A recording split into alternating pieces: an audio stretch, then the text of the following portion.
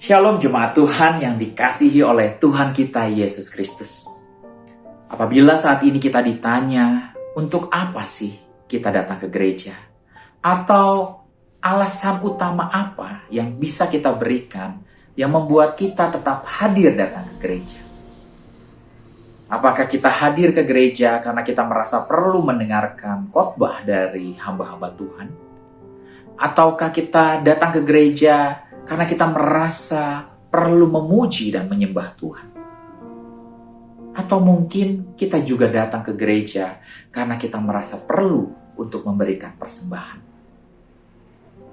Kalau ketiga alasan itu yang menjadi alasan utama kita saat ini, mengapa kita hadir ke gereja, saya khawatir dalam beberapa waktu ke depan, kita akan memiliki cukup alasan untuk tidak lagi datang ke gereja.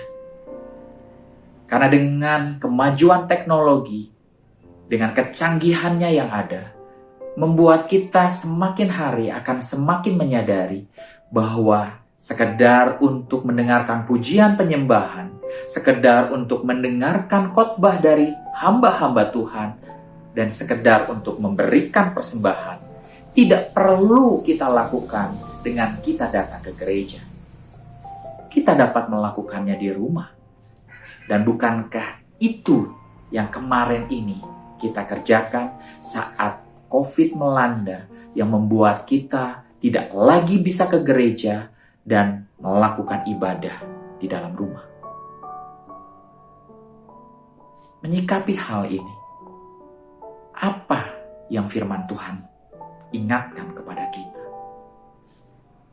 Ibrani 10 ayat 24 sampai 25 berkata demikian. Dan marilah kita saling memperhatikan supaya kita saling mendorong dalam kasih dan pekerjaan baik. Janganlah kita menjauhkan diri dari pertemuan-pertemuan ibadah kita seperti dibiasakan oleh beberapa orang. Tetapi marilah kita saling menasehati dan semakin giat melakukannya menjelang hari Tuhan yang mendekat. Firman Tuhan mengingatkan kepada kita bahwa menjelang kedatangan Tuhan yang kedua kali akan banyak orang yang meninggalkan ibadahnya. Sedangkan firman Tuhan telah mengingatkan kepada kita untuk kita tidak meninggalkan ibadah kita. Melalui firman di atas, kita juga dapat melihat bahwa esensi utama dari gereja adalah bukan terletak pada ritual keagamaan, tetapi terletak pada komunitas orang percaya yang mempraktekkan kata saling di dalamnya. Gereja seharusnya membuat kita menyadari bahwa kita hidup bukan untuk diri sendiri. Kita datang ke gereja bukan hanya sekedar untuk menerima sesuatu, tetapi kita datang ke gereja untuk kita bisa memberi sesuatu. Ketika kita menyadari bahwa kita perlu mempraktekkan kata saling ini di dalam gereja, maka kita akan memiliki alasan yang cukup untuk kita tetap hadir di gereja. Karena semakin hari, dunia saat ini semakin hilang dengan kejahatannya.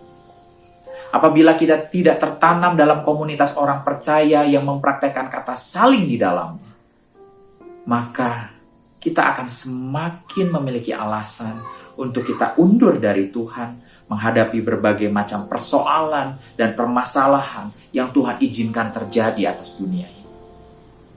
Tetapi apabila kita memiliki sahabat-sahabat, saudara-saudara seiman, di mana kita bisa saling memperhatikan, saling menopang, saling mendukung, dan saling menolong, maka saya sangat percaya, apapun penderitaan yang kita hadapi, apapun persoalan dan masalah yang akan kita jalani ke depan, tidak akan membuat kita kehilangan iman kepada Tuhan, karena kita semakin hari semakin melihat kuasa Tuhan dinyatakan melalui komunitas orang percaya yang kita ikuti. Oleh karena itu, biarlah saat ini masing-masing dari kita boleh memiliki mindset yang lebih tepat. Bahwa kita hadir ke gereja bukan sekedar untuk menerima sesuatu, tetapi kita hadir ke gereja untuk kita bisa mempraktekkan kata saling di dalamnya. Saling menopang, saling mendukung, saling mempraktekkan kasih Tuhan melalui saudara-saudara seiman. Tuhan Yesus memberkati.